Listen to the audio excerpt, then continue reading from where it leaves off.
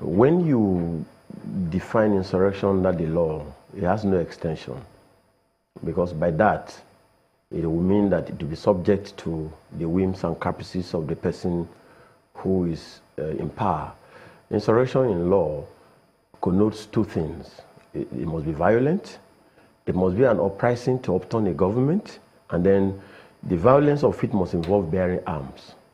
What is going on in the Southeast has nothing to do with insurrection. It's agitation, mobilizing opinion that is contrary to an established opinion or an established authority. And it's a peaceful one in the sense that nobody has been killed by Kanu. He actually started by saying, I want the government to conduct a referendum within the Southeast to determine whether they want to remain in this part called Nigeria. And I think that was a legitimate demand.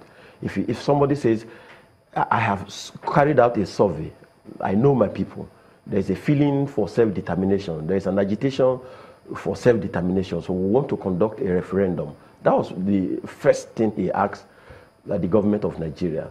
And make no mistake about it, it's just the way Mr. Nnamdi Kanu is going on about this.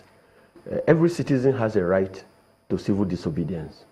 Every citizen has a right to form an opinion that is different from the one established either by government or by any other authority.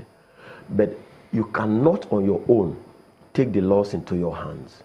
And I don't think within the perimeters of what is going on in the Southeast now, I cannot tell you that Kanu has taken laws into his hands. Speeches do not constitute actions. You must weigh what he has done. He's already under trial for treasonable felony, for this insurrection, for wanting to levy war against Nigeria, for setting up a radio station. So he's under trial. If he has taken up any other action beyond the one for which he's been tried, he's entitled to be arraigned again and be tried. And once the federal government has activated the Federal High Court to revoke his bail, the Attorney General of the Federation has already initiated process to revoke his bail based on the fact that he has infringed upon the conditions of those bails. It is sufficient to await October when he will appear in court and find out whether there are enough evidence on the side of government to revoke that bail. But without waiting for the court to take a determination, an attempt to arrest him, an attempt to confine him, an attempt to do any other thing would be to present a situation of fait accompli before the court.